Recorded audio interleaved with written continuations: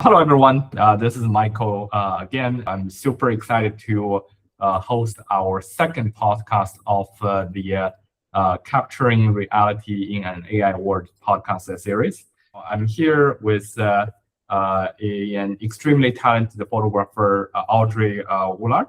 Welcome here, Audrey. So today we're going to do basically run through the same topics like last time, but from a very different perspective, because like last time we talked with Marcel, who is a natural landscape photographer, but Audrey is working in a very different domain in the digital media and the photographing space, and talk about like how AI is influencing and also creating challenges in her workflow. But first things first, Audrey, could you do a quick intro of you yourself, your career, and what do you do in this entire kind of digital media and photographing industry? Sure. So my name is Audrey Woulard. I am a portrait photographer based out of Chicago, Illinois. I have been a full-time portrait photographer for over 20 years. And the majority of the work that I do is basically on location, which means that I'm outside or I'm at a client's home. So although the people that I photograph are the focus of the image, the environment plays a very huge part in the overall image. So that is pretty much what I do. And, clients typically love it because it does make it very, very convenient for them.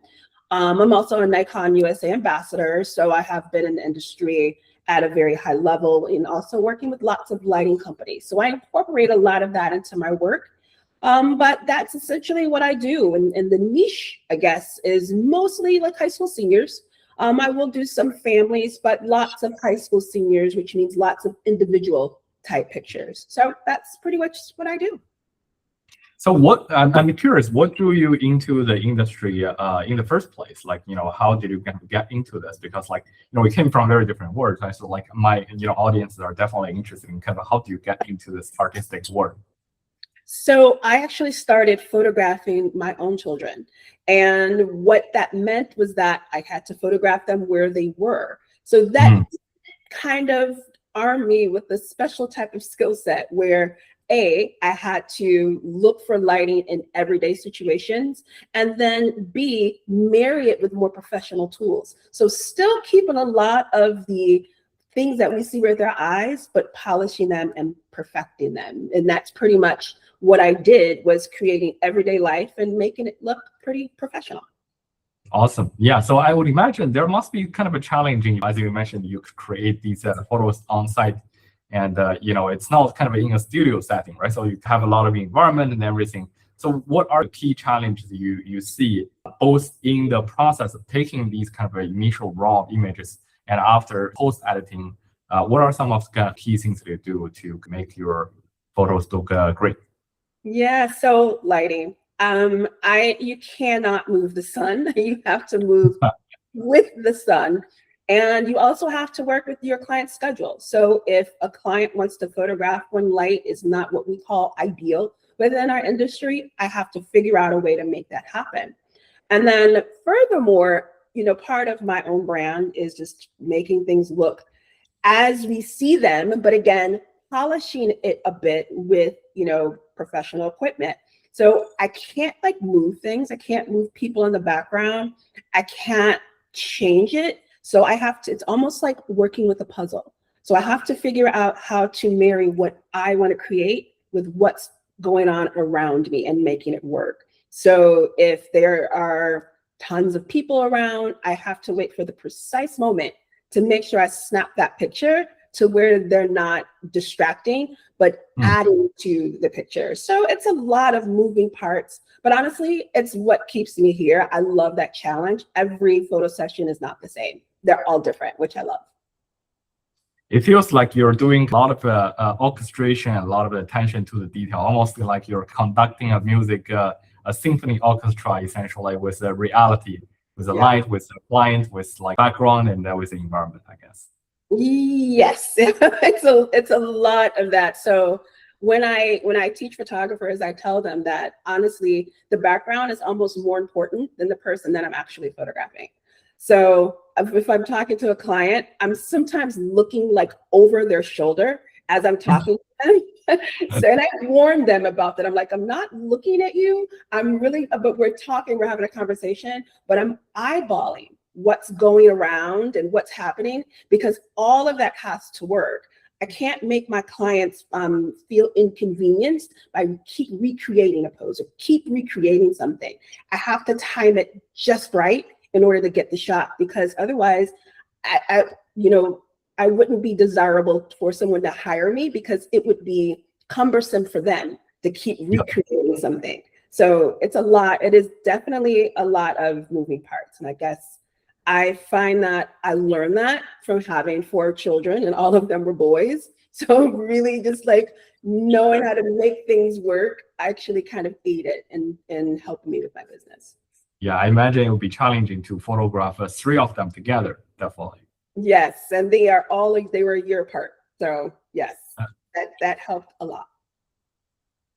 This is a very interesting kind of segue into my next question. That, like, there are a lot of the details and the uncontrollable things in reality, in the real world, right? So, like, if it is actually in a computer generated world, a lot of things can be controlled and essentially AI generated, right? So when was your first time kind of noticing AI generated content showing up in your space, and how did that land for you in general? It's funny you say that. I would say probably shortly after 2020 is when things changed. Yeah. I've always photographed exactly the same. I've never changed. But so when other people started to see my work, they would say, oh, that's AI generated. And I'm thinking, well, I'm still doing what I've always have done. I've never changed anything. So I started to notice it probably shortly after 2020, maybe around that 2022, 2023 mark. And it really just, it snowballed from there. It just, you couldn't stop it. You saw it everywhere. I was kind of oblivious to a lot of it in my own, space. It wasn't until people accused me of it then that made me, start to do a little bit more investigation as to why this is happening. So do you see a lot of, you mentioned the first time you noticed the kind of AI generated content is around 2020, like after 2020. Do you sense some sort of acceleration in the last 2 years? Kind of people start to talk about AI a lot more in your space, or even just like using AI outright to generate these portraits, images, and do you notice this kind of acceleration? Yes, my answer may be slightly controversial, because AI has closed the gap in terms of a learning curve. And people tend, not saying I'm against it at all, so I just want to be very clear, but things that photographers or graphic designers or anything that took them years to perfect, someone now can use something that's AI, led to accelerate that learning curve. And then further, those who do not want to do it at all, they will, just create a completely AI generated image.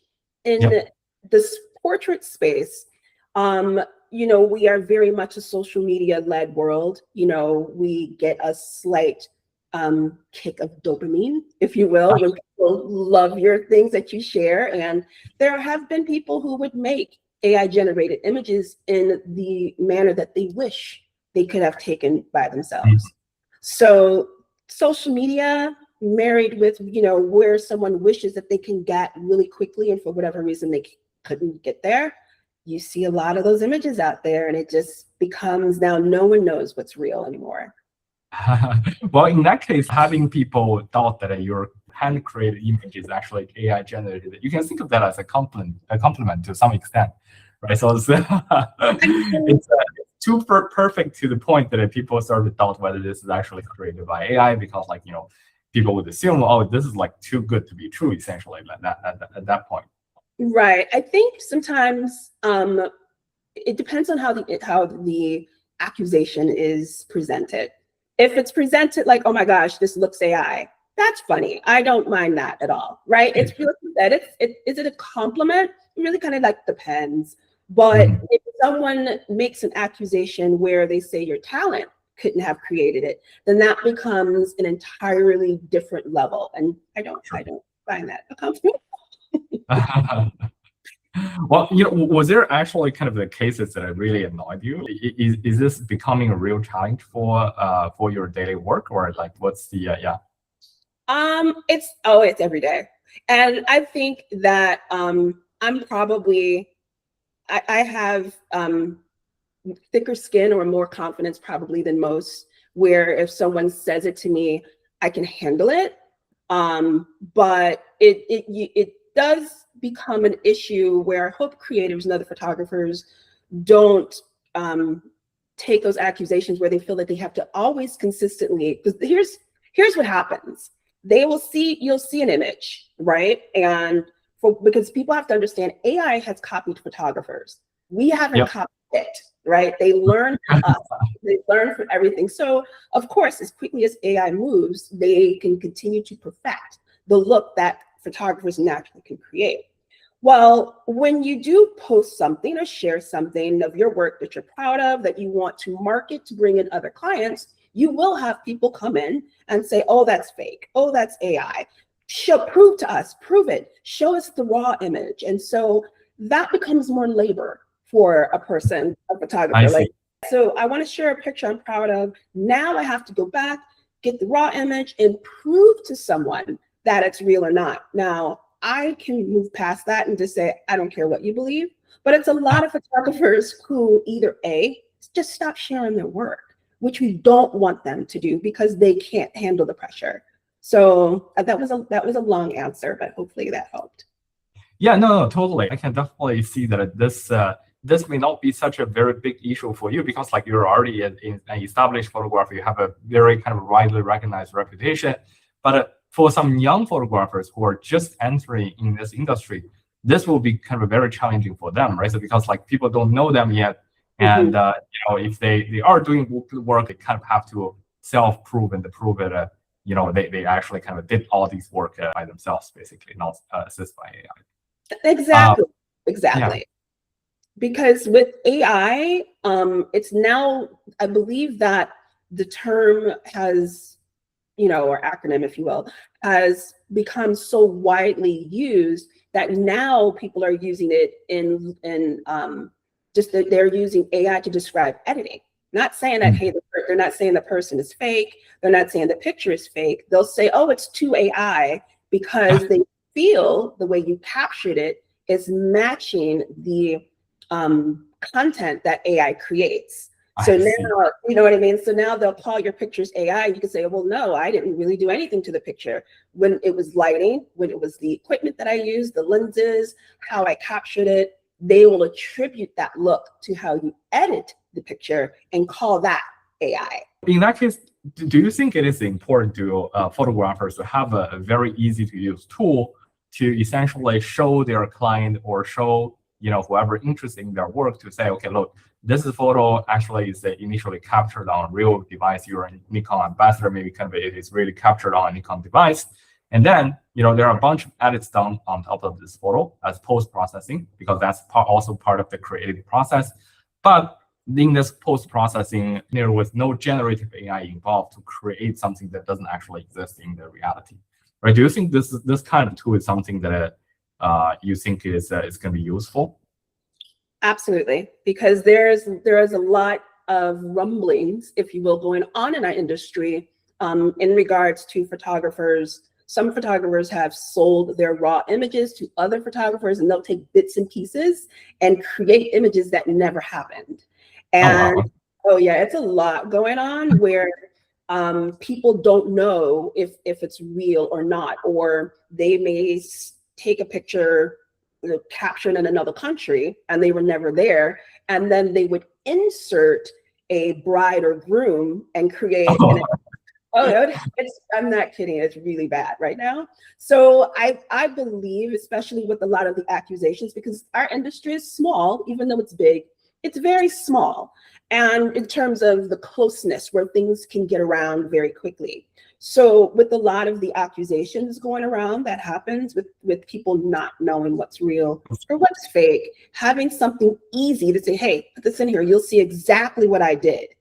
that I think would actually change where I see the industry going now. So very much needed. Yeah. So, this is something that we have been working on in Brevis, as kind of a software development kit. We're not exactly in the kind of image processing business ourselves, but we built something called Vera, which is essentially this kind of image processing, engine built on top of our verified computing virtual machine that allows you to essentially, take an image that is initially created and signed on a real device, like a Nikon camera, and then apply whatever edits you want on top of this image, and then generate something called a zero-knowledge proof that anyone, with a computer or even with a browser, can easily verify that this photo actually came from an original capture without revealing the initial raw image, which I think is very important for artists. And also without revealing the exact step of the edit, but like it can say something like, this photo has been edited with this type of editing. So like, it has been cropped, the color has been adjusted, and the contract has been adjusted, but none of the details will be revealed, or even we can flexibly hide something like, this photo has gone through a potential combination of this set of edits without actually revealing the detail. But the important thing here is that we can actually start to form this attestation chain to show that, okay, this photo came from a real photo, and a bunch of legitimate edits are done on this one. Do you think this is kind of something that is useful if it is integrated into your existing workflow or existing kind of a photographing software? Would that be kind of something that is useful for you? Just speaking for myself, absolutely. Just some of the accusations that I get on a regular basis, because I do photograph with really wide apertures, which is kind of the look that AI, the mid-journeys and tend to, create. Yeah. Because very beautiful background bokeh, and I did lots of bokeh in my pictures, and people say that I added in post, and it, again, normally it doesn't bug me, but they would say, hey, you added it, doesn't look real, it's fake. And part of me would say, well, I'm an ambassador for an entire camera company. Why would I add that, which will definitely speak to the integrity of the equipment that I'm using, right? So I say that I don't. Some people just don't believe it. And a software like Brevis with Vera, I can easily say, well, I just sharpened it. I added contrast. I color corrected. That's it. That's all I did. You'll see that right. The background is 100% real. That would solve like a lot of problems, because there are softwares out there like with Adobe that will add blur and a lot of photographers use that because those lenses are very, very expensive to invest in. So if they don't want to invest in the lens, they will add the blur, in post. So because I don't do that, I tend to get lumped into that. So it does. I think it would definitely help a lot. Me specifically, yes. Yeah, well, that's definitely very interesting and useful feedback for us. And I guess another question is that have the conversation with you and your audiences and the kind of client changed over the years? So you mentioned that you work with a lot of initially with the niche of high school students, high school seniors. They are definitely early adopters of a lot of these technology as well, right? So like they sometimes kind of use AI to create interesting portraits, like funny photos of themselves with classmates and stuff. So like, have the conversation with them changed at all? Like for this new generation, do you think it still matters to them that their portraits are actually kind of taken by a camera by a real artist? How much do you think that matters? And how do you kind of envision this conversation going forward with some of your audiences? With the teenagers, it matters to them more than us. Oh, really? Yeah, because they definitely want to prove something is real. They don't want their pictures to say, hey, this is fake, or they find that to be that accusation of having that because they feel they don't like it. So, and a lot of times too, just from a photographic perspective, a lot of them tend to lean towards what we would call an error. So a blurry picture, they love that. Images that look like something was wrong, they love that because it shows authenticity to them. They think that it gives an error, an element of truth. So because they are very early adopters, because they love apps and they love software, if there was something and they had their high school senior pictures taken and they said, well, your photographer used AI, they can easily say, no, they didn't. And so I think, honestly, it's really good for that younger, what is it, Gen Z now? The Gen, they are very anti-AI, very much so. Very interesting. I guess, like, they're just kind of using this AI in a different context, right? So it's kind of they try to isolate what's real and what's kind of AI. They can use AI to make funny pictures. It's interesting you mentioned is they actually seek imperfection in the real photos, because like I have a nephew who really likes this kind of a low-mo photographer, low-mo camera where it's like it's all blurry and everything. Right. That's where it comes from, because it shows that it's not too perfect. Whereas AI generated images celebrate perfection, and they something that they consider to showcase that it's real. They want a little bit of imperfection in there. Then that's what's trending with the younger people. That's very interesting perspective. And I guess, like, because your focus is on the portrait photographer side of things, but you definitely have a lot of friends in the entire digital media industry, right? So, like, beyond your own work, where do you think AI right now, AI deepfake specifically, is creating a lot of maybe not damage, but like kind of challenges in the entire kind of a wider digital media industry? News related. We don't know what's real or what's fake anymore. I've seen it in terms of, let's say there's something a pop culture related where celebrities had something happened. Next thing you know, like on platforms like TikTok, they'll have, hey, we've got this picture where so-and-so did this, and it was never real. And what happens is everyone wants to be the first because they want that attention, the dopamine from the social media aspect. So where do I feel it's going in terms of deep fakes? I mean, it's moving at such a fast rate. I can't even keep up. And to be honest, when I do see it, because I'm a photographer, by trade, but I'm also a wife and a mom. And I may see something online and I don't even know. And I have to go ask my son. I'm like, is this real or is this fake? And he will know immediately. And I got fooled. So, it's everywhere. So So I guess, software like Vera is definitely what is needed moving forward, for sure.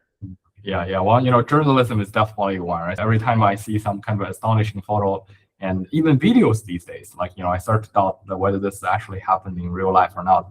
It's funny because, like, there was a period of time that people are ditching the mainstream media because, like, everyone can become a media outlet, everyone can become a reporter on social media, right? So, but nowadays, with a lot of these kind of citizen reporters and the citizen kind of news outlet, very kind of heavily infected by AI-generated content, people are starting to revert back to the traditional media outlets because they kind of carry this kind of reputation, a liability to essentially have a certain level of authenticity, and there is what people are seeking now. However, even them, some of these kind of very renowned media outlets sometimes get fooled by AI-generated content as well. That's definitely kind of a change. Right.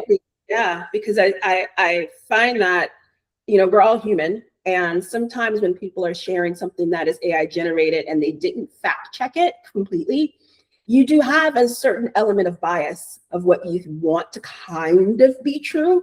And so when something tends to fit that wheelhouse that, you know, someone internally kind of wants to be true and they haven't done the entire research, that's how a lot of these AI generated, you know, content, videos and pictures are shared on some of the reputable news outlets, because sometimes somewhere someone kind of may have wanted it to be true and it slipped. And it just happens. So yeah. Yeah, definitely. And, you know, I think we're in this kind of a very particularly challenging stage, you know, because like a lot of people in the technology industry has been trying to essentially use generative AI model to detect whether some photo or videos are actually fake or real. But like, you know, some various researchers suggest that the failure rate for these use AI to battle AI is like astonishingly high. Like you cannot detect like up to half of all images generated by AI.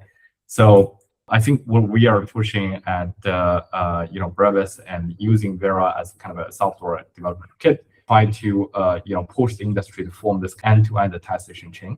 So the ideal case for me really would be wherever I see a picture, either it is on traditional media, on my TV, or like, you know, it is on a website or like in social media, there's always a very easy kind of a verifying functionality that is associated with it.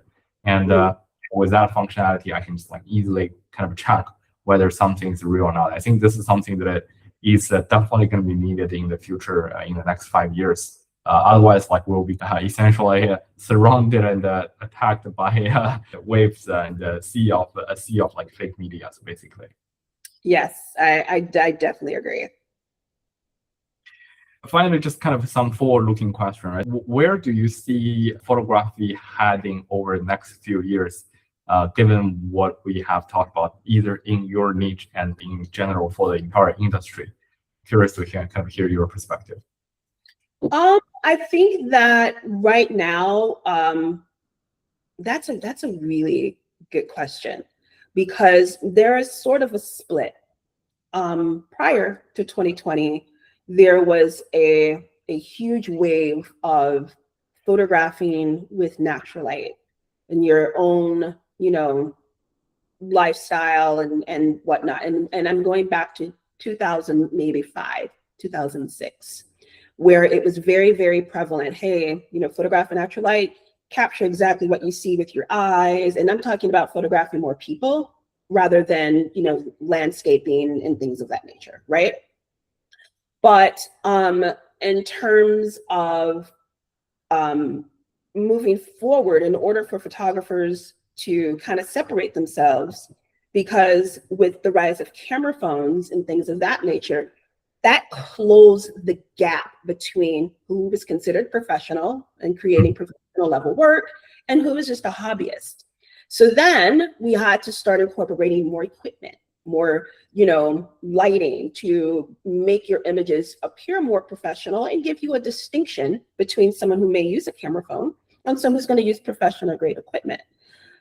Now people are using AI to try to get that look. Do you know what I mean? So it's always a level that's moving up. So if I were to really look into 2028, because of the rate that things are moving, I do think that a more polished look is going to become more mainstream. That I believe is going to be that way, because mainstream amongst professionals, because camera phones are just getting better. So professionals who do it for a living are going to have to, you know, differentiate themselves. But then from there, I think that software like yours is going to be the bridge between who created something authentically and who didn't. I think that's where it's going to go. Very interesting perspective. And, you know, I think, you know, when you really cannot to tell, like just by looking at the pictures, a certain level of provenance is something I guess that is needed. Mm-hmm. Yep. Yeah. And that's going to be this. That's literally what is, once technology matches the rate, you know, as the industry grows, I think that's what's going to separate what's real and what's fake. I think that I do agree, but also echoing back your kind of a previous point is that maybe at that time people will start to actually seek imperfection. It transitions from like some of the portrait kind of work may transition. I'm not sure. I'm not a professional, but I'm just kind of guessing. Transition from kind of realism to impressionism to basically this kind of a transition may actually happen. Photo art type of portraits start to kind of show up. I guess that's also a possibility. And it will. I mean, even my own work celebrates imperfections. It's always been that way. I will have lighting that breaks rules, but that's how my work is always. It's always been that way, and I think it's a reason why my work has not, quote unquote, aged out or become irrelevant, because it kind of goes with the times. If that makes any sense, it still stays on trend. So what I was doing 20 years ago, someone thinks that I just started doing it, and I'm like, no, people are just now catching up. So, so it's like I've always embraced imperfections, and so I think that that's kind of why I'm able to still be around. Yeah, well, that's your creative process and artistic vision, I guess.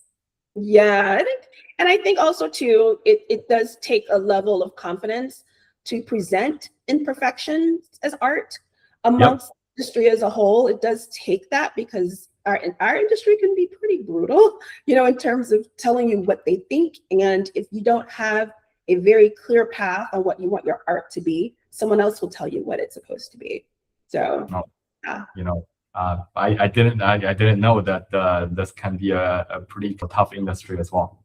Oh, it is pretty tough. Well, on Brevis side, we're hoping we can help all photographers and digital media artists. We just launched last week the beta version on our website. The functionality is kind of limited, but it has a bunch of features you can kind of edit your photos in. I'm not sure if you have a chance to play with it, but if you had, great. But if you hadn't, we definitely invite you to give it a try and give us your first impressions. Yeah, so when we set up the podcast, you guys sent me over an image for me to kind of play with, and from my own perspective and how I could see using it in the future, because Nikon is diligently working on the C2 KA license and perfecting that. So once they get that, I'm totally looking forward to what they come up with, and with my own images. But what I personally see that solves a problem that I would have is that I don't necessarily have a problem showing my raw images, but I don't want to. It's like post editing is part of the artwork, right? So just simple. I don't want to do it. So adding a little contrast, giving it a sharpen, just a little, very minimal fixing is literally all that's needed to prove I captured the shot and this is exactly what it looks like. Because there's two different types of accusations you will get. Either A, the image is so polished that it did not even remotely look like that when you captured the picture, because I've tried that and it doesn't work. That's usually the argument you'll get.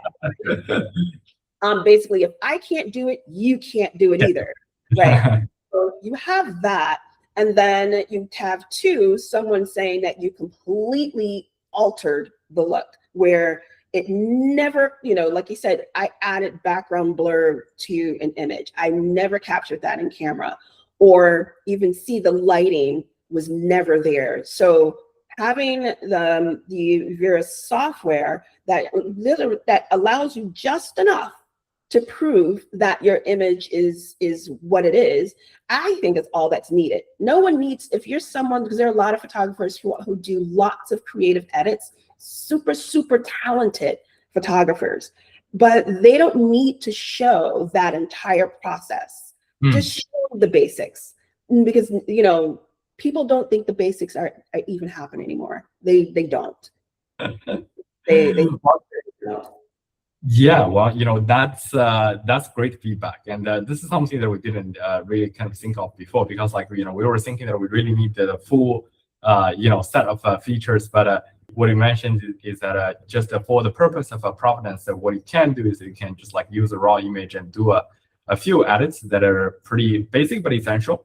And you can show that it looked like this actually came from a real image. It's not to the end stage yet with a lot of fine polish, but this actually just like you can prove like see that the bokeh is not actually kind of came from the AI generated photo. This is all the real capture, and I can show you end-to-end proof. It's mathematical proof for that. So I guess that is already useful for you. You think? Right. I mean, like I said, having those basics to show that this is what I captured in camera, this is what it looked like. Some people feel that, like I said, the image was completely fixed, because there are photographers who sell just editing, and the picture it's not a great picture to begin with, and then they polish it to the point that it's fantastic. So the perception from the masses is that everyone does that when you have a perfectly polished picture.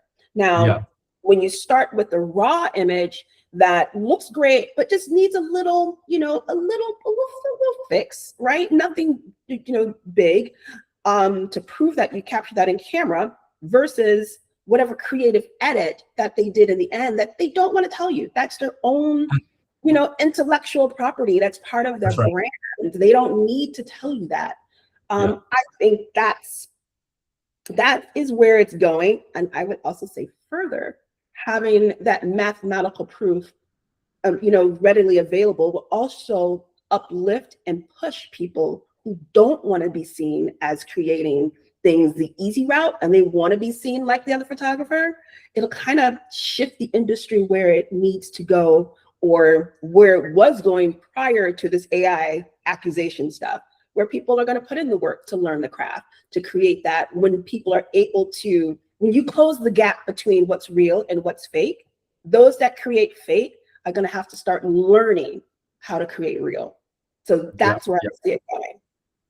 Yeah, well, hopefully we can also help the newcomers to encourage them to kind of create real. Hopefully with this, they don't need to prove that they are actually creating something real, and they can actually stand out with their own artistic work. Right. Once it becomes something out there that you easily can prove was real, those that create fake are going to have to step up. And it's going to, I mean, that's how I see it happening, is that they're going to really have to put in the work, and it'll start to close that gap. Awesome. Well, thank you so much, Audrey, for your time today. And, for our audiences, we have shown some of your pictures through the podcast, and they must be kind of very interested in how they can follow you. They might have kids that want to have their senior photographer, senior portraits shot. And where can they find you, and how should they follow you? I'm two places I'm active the most. Instagram, and it's just Instagram, my name, Audrey Woulard. And on Facebook, I believe it's just Audrey Woulard Photography. No, you can just put my name and you'll find me. Yeah, well, we just listed Audrey's social media account on the screen here as well. So if you're interested in following Audrey, definitely do so. Thank you so much for sharing your experiences as a photographer, and how you think where the industry is going, and especially in the context of AI, and some of the work with you. Thank you so much, Audrey, for your time. Thank you so much for having me. Thank you.